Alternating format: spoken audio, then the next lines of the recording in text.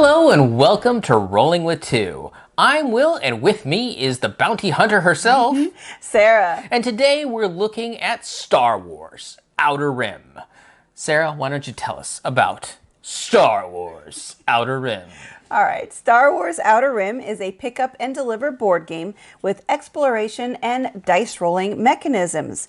So, Will, do the rules change for two players? Fortunately, despite the size of this game, there is no bot, so no Nanoman, or no Nana Empire.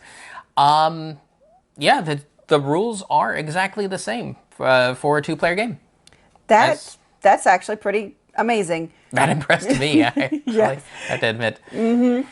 All right, so let's talk about what issues there are, though, playing it at the two-player count. Okay, so the biggest issue are the characters. The character cards give you some sort of an ability as well as gives you a leg up on the type of job that you're going to be good at. And the two major jobs in the game are skill challenges and bounty hunting. Yep. Bounty hunting is not balanced for a two-player game. No. The main reason why is in order to do a bounty hunt, you have to find the person, and there's going to be contact tokens out on the board, and they're all face down at the beginning of the game. Now, if multiple players are doing bounty hunting, they're going to be flipping them up, so you're actually going to see the names of these people and locate the person you're after more easily. In a two-player game, especially if one person's not playing a bounty hunter, the bounty hunter player is at a major disadvantage. Yeah. It's just not equivalent. Now, we did go through the various characters and find, I believe, Boba Fett was the best bounty hunter for a two-player game. And I played him. Well, Sarah played with one of the less powerful skill-based characters, and I was able to win that way, but I had to work so much harder in order to do so. So, skill level-wise, you have to come in with the knowledge that right out of the box, if you know nothing about the game, and you won't know anything about the game, you might have an unbalanced experience for your first play. Agreed. I mean, if you're watching the video, hopefully you could also go to Board Game Geek, and there are discussions on there about which characters are stronger for this or that and the other thing. So you could do a little research ahead of time, but like for us, it was just, get this game because it was recommended, open the box, and Will had a really tough time. I think the first game, you were trying to do bounty hunting, and you had a really difficult game, and I wasn't because I knew I don't typically like that kind of style of game. And so I did the more deliver goods and things like that. So it was much easier. The game is styled as a race to the finish game. Yes. So they suggest for a first game, only go to 8 points instead of the standard 10. She finished with like 9 points because one of them gave you bonus points. Yeah. I was probably at 2 or 3 points. Yeah. So I wasn't even halfway through the game when she was done with it. Right. That's just to give you an example of what we mean by an unbalanced experience. Right. With that said, and if you get some experience or you do the research, like Sarah said, on the Board Game Geek side of things, this can be an interesting experience still for two players because then you can gauge the two players that you have between you, figure out what your skill levels are, and custom choose which characters would create the best balance in terms of playing ability. Yes, agreed. So it could be useful in either teaching the game. If you are very experienced in the game and you're teaching it to a new player, you could pick a harder character for yourself to play and pick an easier one for the other person. Or like Will said, if you're just regularly playing this but are still of different skill levels, then you can make that difference. Now, that really is, thankfully, the only bad part of the two-player experience. Everything else you do in the game is good. It's neutral, I guess, in terms of what it does for a two-player experience. So we can't think of anything it does especially well or that this is a greater experience at 2. I can only kind of imagine that the game would take longer at higher player counts just because everything still is done in turn order. But even then, that's not a real positive or negative. It's just a thing. Yeah, in 2-player, your turn comes around sooner. Yeah. That's always a plus. But then again, the turns themselves aren't especially long. Right, unless you're actually trying to overcome a challenge, which could involve a lot of dice rolling, because it's usually a series of skill checks that you have to overcome. That could take longer. But other than that, you're moving, usually choosing a card or two in a different deck or whatever, and you're done. So your turn is relatively fast. Of course, choices get more complicated the longer the game goes on. But all right, then let's move on to accessibility. Yes. So in terms of accessibility, the only major issue that we ran across is the reading that's involved in the cards. Some cards have secret information that you need to, not show everybody. There are small cards that are kept secret. So if you have any sort of vision problems where you can't read small print, you may need assistive technology or magnifiers or something along those lines in order to see the text. Right.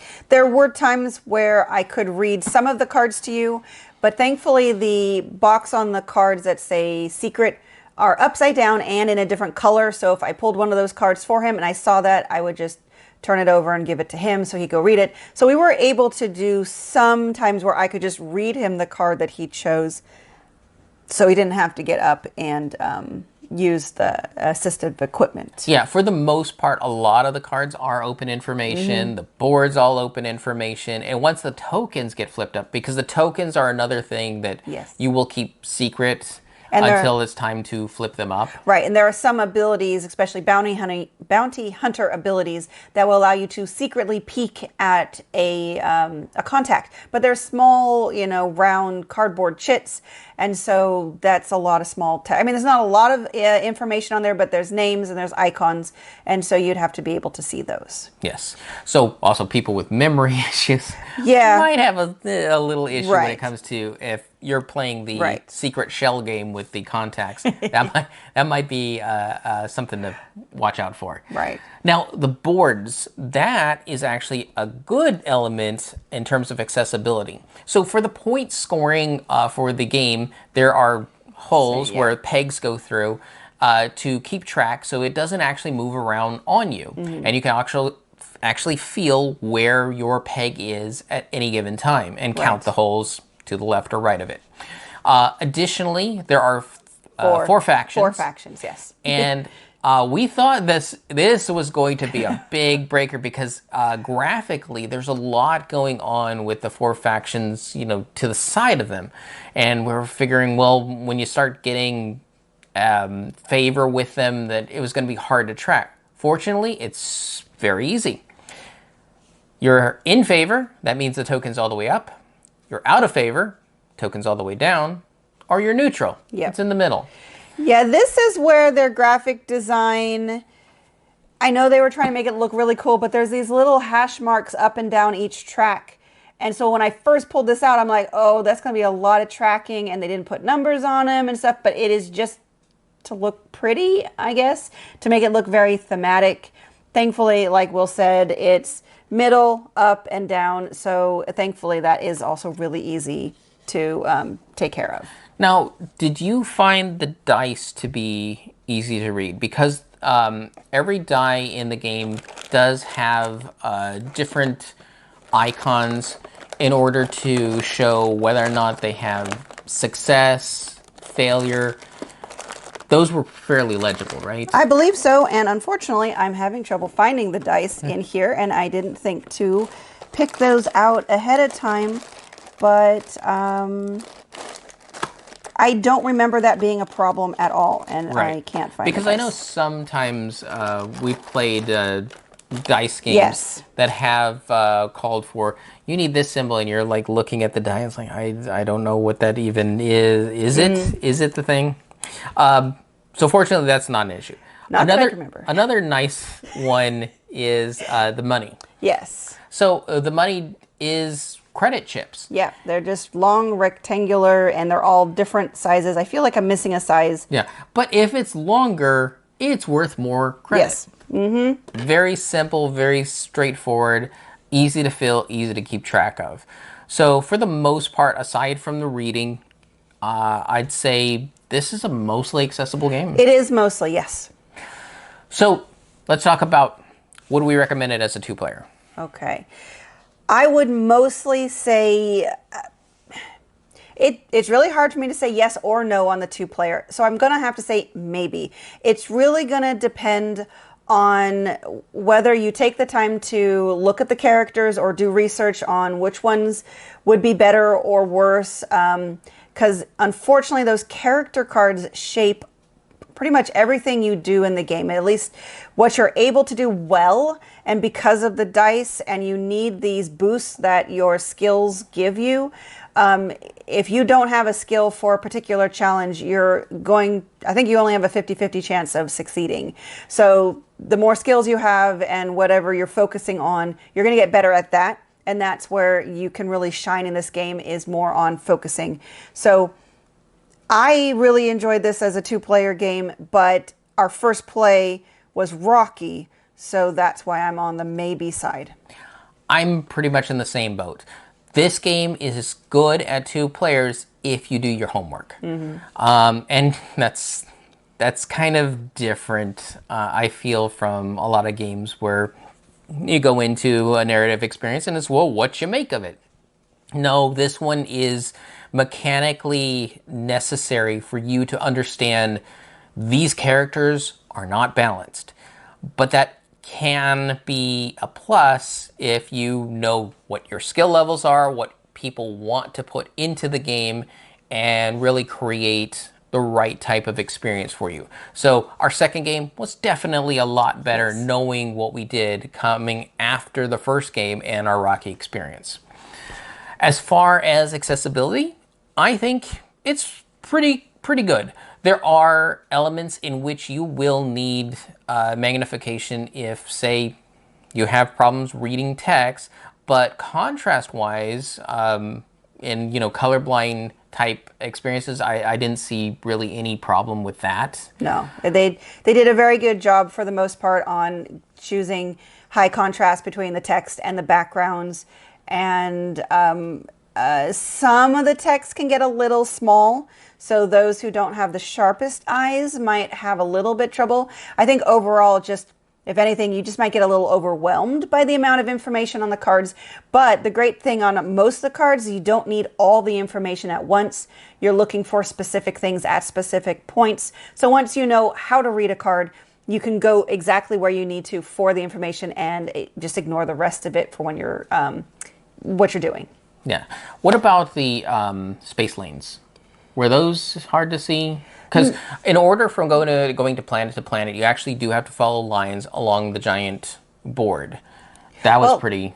Yeah, it was relatively straightforward because as much as it's a large board, it is a arc-shaped board, and there are relatively two parallel lines running from planets to planets. So usually there's at most 3 or maybe 4 paths into a planet. So I never felt like it was difficult to explain to you how to get from where you were to how to get to where you wanted to go. Great news is you generally can't move very far anyways. So the options of where you can go are relatively limited. So if you're on this planet and you have a job that needs you to go to 5 planets down, there's only going to be maybe 2 or 3 choices on which way to go. And that's generally going to involve, well, do you need to avoid a patrol? Do you need to avoid being on a certain planet because you're not good with that faction or whatever? Yeah, and the planets don't get randomly set. They're actually set on the board in specific spots. So again, accessibility as well as 2-player, I feel each time you play it, you'll get better and better at this game. Well, actually, because the arc is made up of large puzzle pieces, you can randomize the board, but they do recommend a specific layout And you can always just choose to continue always playing with that layout if you really want to learn it well, which would make it easier for accessibility of learning the board. I thought there was only 2 pieces. No, it's made up of several, God, I want to say it's like 4 or 5 pieces. Oh. Yeah. I guess I didn't show it to you when I put it together.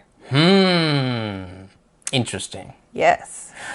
Well, that will do it for us here at Rolling with Two. If you want to get a hold of us or talk to us on any of the social media platforms, you can reach us at Rolling with Two, that's TWO. We are on Twitter, Facebook, Instagram, and on YouTube. Please like and subscribe. And again, I've been Will. And I've been Sarah. And why would you ever roll with just one when you can be rolling with two?